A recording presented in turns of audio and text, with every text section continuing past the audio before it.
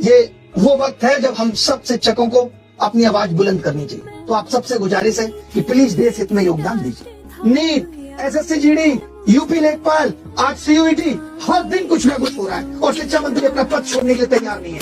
Star teachers, YouTube वाले star teachers जिनको कुछ जानना ना कौड़ी, खाली व्यूज बटोरते हैं, उटपटांग ग्रैब्स लिखते हैं और उसके बाद से अपने आप को इतना महारथी समझने लगते हैं कि कुछ लोग उनको फॉलो करने लगते हैं उनके तमाशे की वजह से, और उसके दम पर फिर वो पैसे वसूलते हैं। हाँ, हम दो कौड़ी के हैं क्योंकि हम उन बच्चों के साथ खड़े होते हैं जिनकी आवाज आप जैसे घटिया लोग नहीं सुन। हम दो कौड़ी के हैं क्योंकि जब नीट का पेपर लिखता है तो हम उनकी तरफ से आवाज उठाते हैं। हाँ, वही दो कौड़ी के टीचर्स जिन्होंने 12th के OSM के खिलाफ आवाज उठाई। हम लोग के पास एक ही शिकायत रहती है गवर्नमेंट से कि भैया पेपर तो ईमानदारी से ले लो। यार है गोदी मीडिया, सरकार सवाल क्यों नहीं पूछता? तू है सवाल पूछने के नाम पे मुंह फेर लगा इधर इधर। आप आज तक कभी भी स्कूलों की स्थिति नहीं दिखाते कि शिक्षा का इतना पिछड़ा स्तर है। स्कूलों में अगर अच्छी स्थिति मिलती तो कोचिंग वालों को पढ़ाने की जरूरत ही नहीं पड़ती। स्कूल में एकेडमिक पढ़ाई और कॉम्पिटिटिव पढ़ाई इतनी अलग कर रखी है, इसलिए टीचर्स को आना पड़ता है। बच्चों को 11th 12th में अलग से नीट की तैयारी करनी पड़ती है, जेईई की तैयारी करनी पड़ती है, IIT वगैरह सबकी तैयारी करनी पड़ती है अलग से कोचिंग में जाकर। क्यों? क्योंकि जो स्कूल की किताबों में है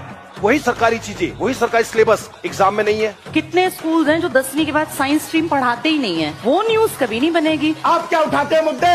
मेलोडी के फायदे, झालमुड़ी के फायदे, इससे बेरोजगारी खत्म होती होगी। ढंग के स्कूल नहीं है, सरकारी स्कूल नहीं है, प्राइवेट स्कूल में फीस बहुत महंगी है। और भारत जैसे देश में जहाँ पर 1 रुपए किलो गेहूं, 2 रुपए किलो चावल, 3 रुपए किलो मोटा अनाज लेने वाले लोग 80 करोड़ से ज्यादा हैं, वो प्राइवेट स्कूलों की फीस देंगे? हाँ, तो एजुकेशन लेने कहाँ जाए? पाकिस्तान जाए? हमने शिक्षा को फ्री बनाया और तमाम ऐसे शिक्षक थे जिन्होंने शिक्षा को अफोर्डेबल बनाया। मतलब 200-200, 300 रुपए में जो पढ़ा रहे हैं वो कोचिंग माफिया है, और जो लोग करोड़ों रुपए सैलरी लेकर भी पत्रकारिता की जगह चाटुकारिता करते रहे हैं वो बहुत ज्यादा ईमानदार है। आप देश के सबसे ईमानदार पत्रकारों में आते हैं और देश के उन पत्रकारों में गिनती होती है जो ईमानदार पत्रकार हैं। कि आप ईमानदार ईमानदार बार बार बोल रहे हैं, आप गलत शब्द बोलेंगे तो उस पर नाराजगी 100 बार जाहिर करूंगी। ईमानदारी गलत शब्द नहीं है। और लोग होंगे जो इसको बर्दाश्त कर लेंगे, लेकिन मैं इसको स्वीकारने को तैयार नहीं हूँ। तो शर्म के मारे सर झुकता है। क्यों? क्योंकि 180 देशों में भारत की रैंकिंग 157 नंबर पर है। आप जैसी प्रेस और मीडिया की वजह से। प्रधानमंत्री जी, ये चुनाव हर सीट पर मोदी ही मुद्दा है। प्रधानमंत्री नरेंद्र मोदी के लिए खुशी का मतलब क्या है?